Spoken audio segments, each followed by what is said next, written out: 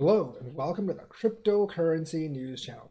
So it looks like the vTHO reduction is going to be 1%. I want to talk about that. Is that an overreaction by the community? Because remember, the Vechain Council of Elders, as I call them, didn't actually come to this conclusion by themselves. They actually put the vote to the community. And the community that composed of all the authority nodes, e economic nodes, and the X nodes, which means a lot of you actually voted to make vTHO transactions worth 1% of what they currently are. Now, obviously, this has something to do with the fact that minting NFTs on VeChain now costs like $7. Now it's going to cost 7 cents. But I actually do think this is an overreaction. I think reducing it by 90%, reducing it by 80%, making it like 20% of what it is right now or 10% of what it is right now would be a much better option. And I really hope the foundation actually considers this. Because, right, the thing is, we're burning, even before this whole Chinese New Year, everything else, VeChain 2.0 upgrade, we were actually burning like maybe 6, 7, 8 million per day. And that's still like, only 25% of what we actually need on utility basis to actually make VeChain worth more. I mean, right now, VeChain and vTHO, like all other coins, are completely speculative. That's what the price actually is. It's not really based on utility or partnerships. It's based on speculation, which is fine because that's the entire crypto market. But the thing is, like, we were at like 25% of the way there. But now, if you reduce it by like 100x, you're like 0.25% of the way there. That's 25. Actually, that's like 2.5 out of 1,000. I mean, the amount of vTHO would have to 300x now for utility to push up the price of VeChain if they actually make this change. I think that's a little too much.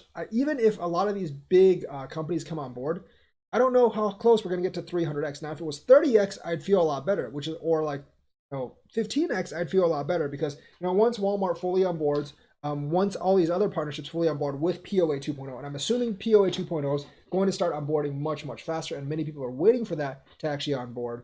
I think 15 to 30x is an adequate goal, especially since like Sunny Lu's roadmap basically said, up to 2021, we were going to work on regulations, and then 2022 to 2025, 2022 to 2025, we were actually going to work on mass adoption, and that's when it was all going to happen. And I was fine with that, but reducing it 100x, I think, raises the bar a little too high. It makes it so like that the utility adjustment to price won't come for too long of a time, and that could actually hurt. Now, I could be wrong, and once DeFi and everything comes in, that could completely like change things around, and I guess it could burst up by 100 times. I just kind of doubt it myself.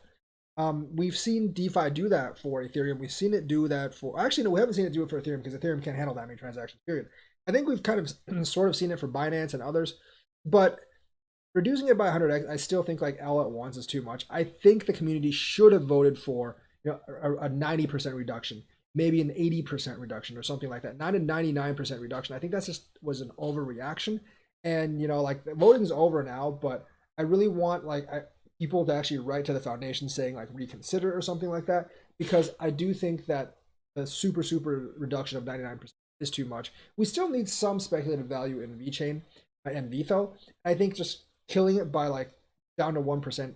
I think killing it down to like 10% or 20% would be beneficial for the ecosystem. Killing it down to 1%, I'm not really sure how beneficial that is for even the medium or long term, because that just sets the bar so high before utility value overtakes speculative value. Now, it hasn't really hurt the price of VeChain much because people are still looking at basically what partnerships VET has and like how they're actually doing. So people are still very bullish, and they should be.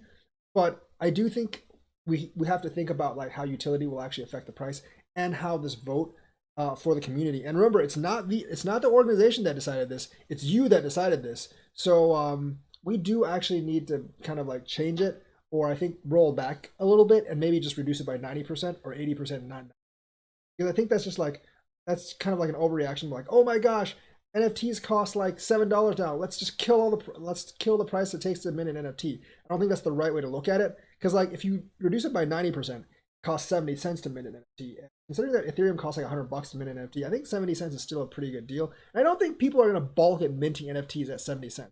$7 maybe, but 70 cents I don't think people will actually bulk at. And I do really think we should actually consider basically not reducing it by 99%, because I do think that is a little too much. So let me know what you think, like and subscribe, and hit that bell notifications button. Thank you and have a nice day.